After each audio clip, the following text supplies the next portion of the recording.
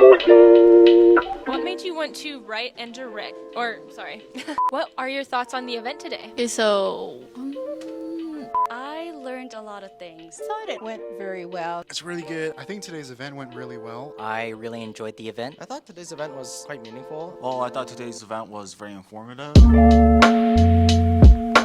Can you tell us the meaning behind Never Again Is Now and what you hope students get away from this piece when they see it on campus? I don't know if the Japanese American community or the Jewish American community coined it first, but we both use it kind of interchangeably. Just talking about the way that history echoes. You know, I'll just speak for the United States, but I think it's true for around the world that things happen in cycles, and so we just want that message to kind of be a warning or, you know, a note to remember the things, the terrible things that happened during World War II, and what we can do to avoid them, you know, to stand up against them, totalitarian actions. Oh, what was your motivation to write and direct To Repair? And was this your first time filming something? Yeah, so it was really tough. It was my first time trying to tackle a film project. I kind of approached it the same way that I do my pieces. Like, I was trying to be like really heavy hitting with the history, but the people who gave me the grant to do it were like, no, you just have to be a little more poetic, you know, like let go a little bit and let people look at the work and understand it and try to write something that's a little more emotional. And I think that was really good for me.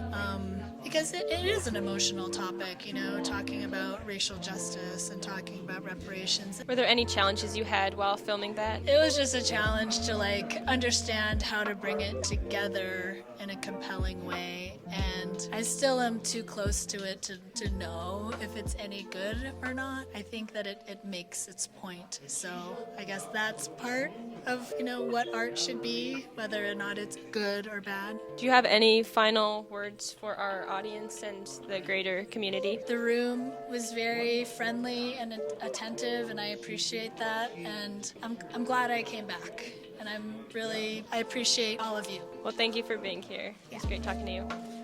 What are your thoughts on the event today? I learned a lot of things. There were histories that I never got to hear. There were parts of people's work that I never got to see. They could like gain new insight from her. So yeah, it's a great opportunity.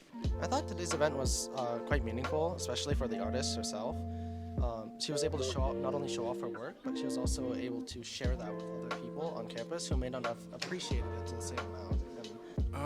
It's really good. I mean, tasty sandwich and drinks. Oh, never mind. I really love the fact that she's doing all this work to speak up for her own community, to let people know, to inform people about this history, which should not be forgotten. I love that she, pretty much got straight to the point of what we needed to address, and I love that she was able to give the meaning behind her art pieces rather than just show what's there, what we see.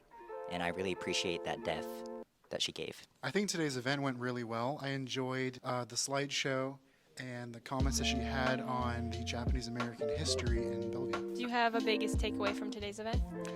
Yes, I love Jimmy John's. There are still anger around our community. There's a lot of sadness. We have gone through a lot of things. We're still going through a lot of things. But what I learned is that there's still positivity in life. There's still a lot of people that don't know the history, and it's the history of Bellevue, right? It's actually a very kind of sad history and in a way, horrific history that all these families. Bellevue had more families than Japanese American families than a lot of other places that were written about, like Bainbridge Island, and they were all taken away. They were incarcerated. My biggest takeaway for today's event was that although we'll make mistakes in our past, like Erin said, we should be able to make amends and eventually, not add fuel to the fire for our futures, that we can all be connected together. We need to remember a history that is tragic, yet that we have the opportunity to make a future that is bright. Do you have any message for the speaker or audience from today? Don't be afraid to do things that is scary. It's really important to find out the history of all the people that make America, right? Because all of us made America, and so that's the important thing, to actually learn the history, to learn what happened, so that we don't repeat it.